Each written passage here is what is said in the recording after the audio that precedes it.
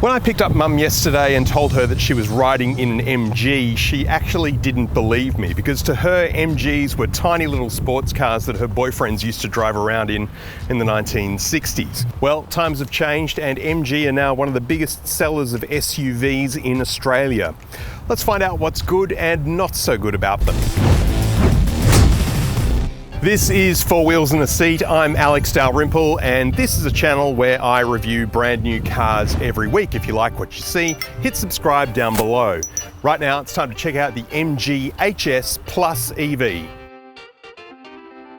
MG is a brand that goes back to 1924, and they had about a dozen or so owners over the next 90 years. Currently, they're owned by the Chinese SAIC Group, with manufacturing happening in China, Taiwan, Thailand, and Pakistan. The MG HS is one of the better looking SUVs on the road, and I think it has more than a passing resemblance to the Mazda CX-5, especially here at the front. These lights look really good with the LED driving lights doing double duty as sequential turn indicators, a nice big grille, and I like this design that they've got here that kind of angles in a little bit, and this top spec Essence model gets fog lights as well. The HS looks good from the side as well. We'll get 18-inch alloys that look pretty good. We do have a bit of black cladding around the wheel arches there, but I'm willing to forgive it on this occasion. Roof rails up the top, a panoramic sunroof, and this car is a plug-in hybrid, so of course you've got to have somewhere to plug your charger into, and that's just here at the back. Not really a lot to report here at the back. It all looks pretty tidy and nice. We've got dual exhausts down the bottom there, and underneath the powered tailgate is a not huge storage space, only 451 litres because there's a big battery underneath the floor taking up a lot of room. Lower the rear seats, you can expand that by a further 800 litres. There's also no spare tyre, but you do get a tyre repair kit.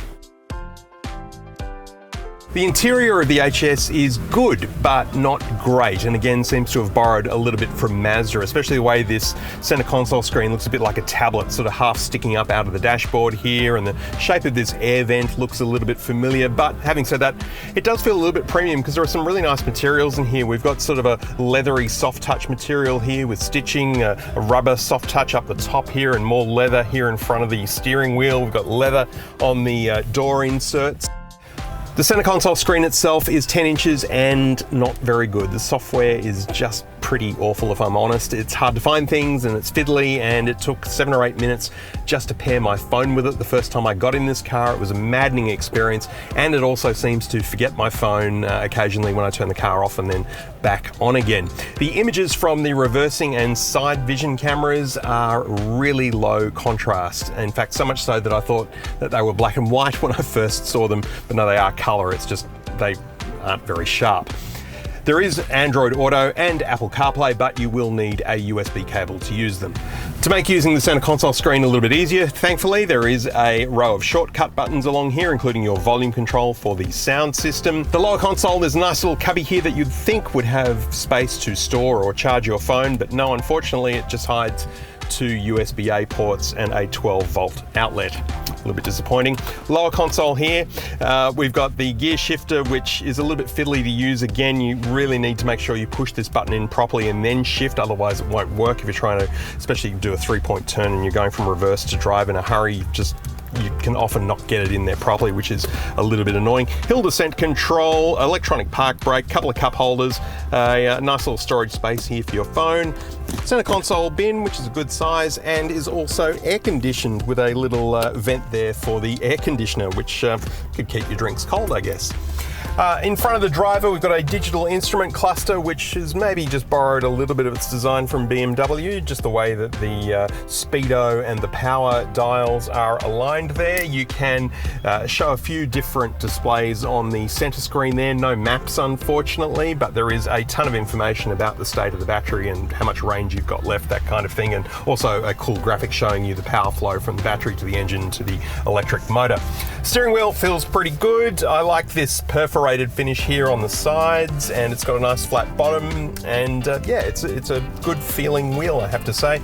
Cruise control functions are operated by a separate little stalk down the bottom here. The seats are leather with Alcantara accents. They are heated and there is power adjustment, and The headrest just leans a little bit too far forward for me. It's sort of like sitting in an airline seat where your head just feels like it's kind of sticking out a little bit.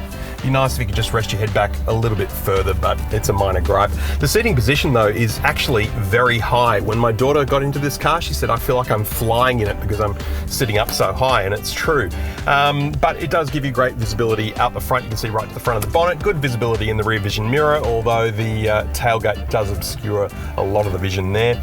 And there's quite high sills here, so blind spot vision is a little bit limited, but there is blind spot monitoring here on the side of the wing mirrors, but it is a tiny little light that you might not see.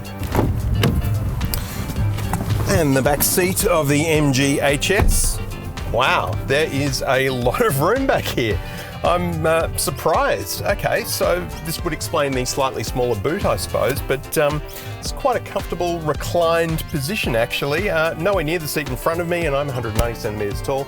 Behind my own seating position, and yeah, not really touching the seat at all. This is nice. We've got the panoramic sunroof up there, which makes it nice and light. We've got a armrest with a rather cool mechanical cup holder here, and another little storage cubby underneath there. We've got two more USB-A ports down the bottom there and two air vents. No rear zone of climate control, but that's all right. It's not that big a car. And yeah, I'm actually quite impressed. It's pretty good back here. Kids will be happy. So under the bonnet we have two motors, a 4-cylinder 1.5 litre petrol turbocharged engine, and together with an electric motor it outputs 189 kilowatts of power and 370 newton meters of torque, which is pretty good. Fuel economy comes in at around 1.5 litres per 100 kilometres on a combined cycle, but if you're running in a traditional hybrid mode, as I am at the moment, since my battery is flat, you're looking at around about 5.9 litres per 100 Ks, which is still pretty good. Okay, so let's talk about the elephant in the room, or in the car, as the case may be. Unlike pretty much every other plug-in hybrid I've driven, the MG HS Plus EV does not charge the battery from the internal combustion engine.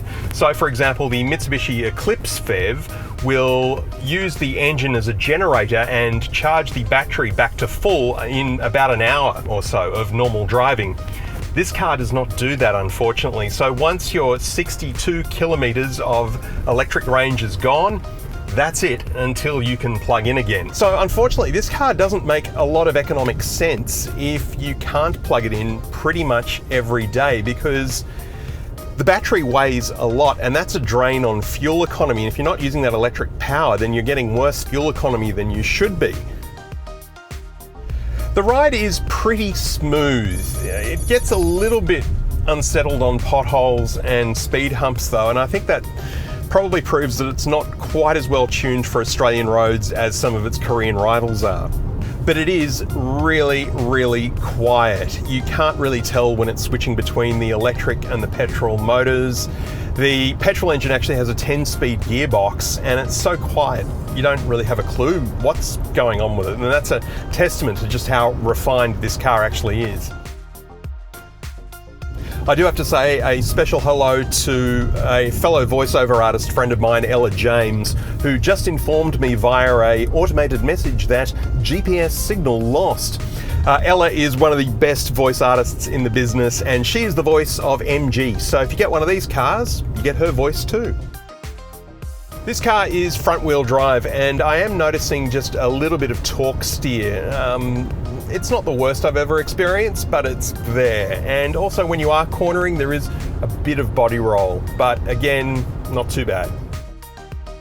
One thing I have noticed about Haval and MG is that their Chinese to English translations aren't really quite on the money yet, and it's a little attention to detail that just kind of sticks out. So for example, if I try to put the car in EV mode now, which it won't let me do because I have no battery power, the message comes on the instrument cluster saying EV mode entry not support.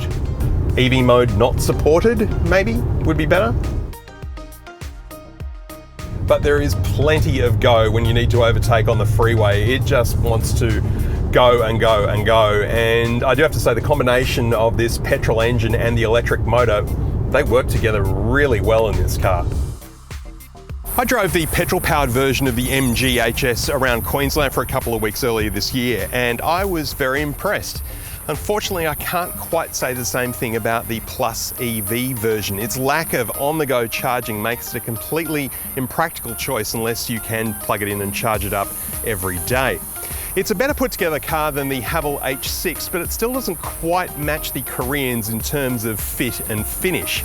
But I think if MG can work out these few little problems, it'll be the next generation of SUVs they produce that take them to the top.